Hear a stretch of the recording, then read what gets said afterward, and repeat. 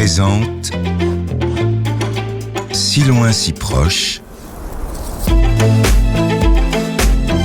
de Françoise Bourdin,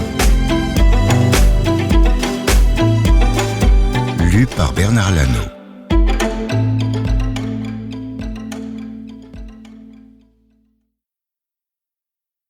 Pour Augustin, mon petit-fils courageux et sensible, dont les yeux azur reflètent le ciel, avec qui je partage l'amour des animaux, des arbres, de la nature qui nous entoure à PM. Je lui souhaite un avenir radieux dans un monde qu'il saura rendre meilleur. Je me sentais appelé par les bêtes vers un bonheur qui précédait le temps de l'homme. Joseph Kessel. Chapitre 1. Repéré par l'un des soigneurs du parc, le vieil homme avait été signalé à Lorenzo comme tout individu au comportement anormal. S'appuyant sur sa canne, le monsieur s'arrêtait un peu partout, regardait autour de lui et hochait la tête. Il marmonnait dans sa barbe blanche, hélait les animaux d'une voix de stentor et parfois riait tout seul, à gorge déployée. Les familles qui le croisaient dans les allées écartaient leurs enfants de son chemin. Lorenzo se trouvait alors près du secteur des primates, en compagnie de Julia, l'autre vétérinaire du parc. Ils effectuaient ensemble leur tournée de fin de journée et échangeaient leurs avis sur tel ou tel cas difficile. Très attaché au bien-être de toutes les espèces qu'abritait son parc, Lorenzo ne négligeait jamais aucun détail. « Un original ou un déséquilibré », expliqua le soigneur. « Il est là depuis ce matin, à en croire son ticket d'entrée que j'ai contrôlé. Mais quand je lui ai parlé, il m'a fait signe de le laisser tranquille. »« Il n'est pas agressif ?» s'enquit Julia. « Non, ni agressif ni perdu, mais vraiment bizarre. Et nous ne savons jamais de quoi les gens sont capables. » De temps à autre, un incident improbable se produisait. Si la grande majorité du public respectait les consignes de sécurité affichées en évidence, certains visiteurs se prenaient pour des dompteurs et pénétraient dans les enclos interdits. 2 ans auparavant, un hurluberlu avait même prétendu se baigner avec les hippopotames. « Je vais lui parler », décida Lorenzo. Suivi de Julia, il regagna la voiture de service avec laquelle il se déplaçait d'un endroit à l'autre, le territoire du parc Del Monte étant très étendu. Ils trouvèrent l'individu suspect devant l'enclos des loups, absorbé dans leur contemplation.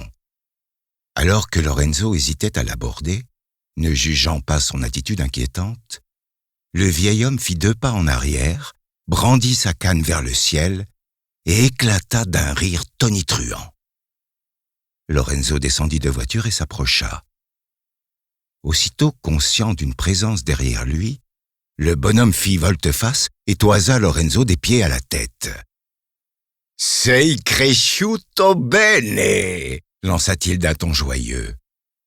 Déconcerté de s'entendre apostropher en italien, Lorenzo fronça les sourcils et répondit dans la même langue. « Ci conosciamo? Da molto tempo !» Ainsi, ils se connaissaient depuis longtemps, et Lorenzo avait bien grandi. Il eut la soudaine vision du quai de la gare de Turin lorsqu'il était enfant et que son grand-père envoyait un de ses amis le chercher. « Fosco ? Vous êtes Fosco ? » ?»« Eh oui, tu te souviens de moi, c'est bien !» constata le vieil homme en français avec un accent prononcé. « Je suis venu voir ce que tu as fait de ces terres. Ton grand-père se maudissait de les avoir achetées. Pourtant, elles t'ont permis cette belle réussite.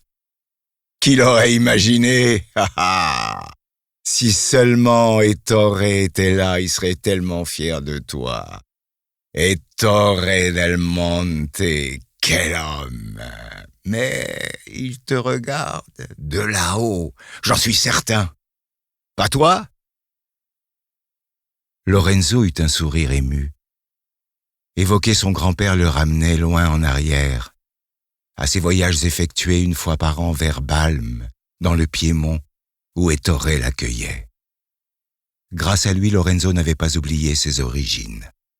Il était le fils d'un Italien, Claudio, qui s'était tué en voiture alors que Lorenzo n'avait que 3 ans et dont il n'avait quasiment aucun souvenir. Sa mère, trop jeune veuve, s'était remariée assez vite, épousant un pharmacien du nom de Xavier Cavelier, avec qui elle était rentrée en France. Lorenzo ne s'était jamais entendu avec son beau-père, et son grand-père était devenu son repère masculin. Ettore lui parlait de Claudio, lui montrait des photos, s'émerveillait de la ressemblance de son petit-fils avec ce fils qu'il continuait de pleurer. Lors des séjours de Lorenzo à Balme, il décidait parfois de l'emmener dans le parc naturel de Gran Paradiso pour observer le vol d'un aigle, le passage majestueux d'un cerf ou celui plus furtif d'un renard. Lorenzo y avait pris le goût des animaux sauvages et s'était secrètement promis d'être un jour vétérinaire. Nous espérons que vous avez apprécié cet aperçu. Pour continuer à écouter ce livre audio sur Google Play Livres, utilisez le lien dans la description de la vidéo.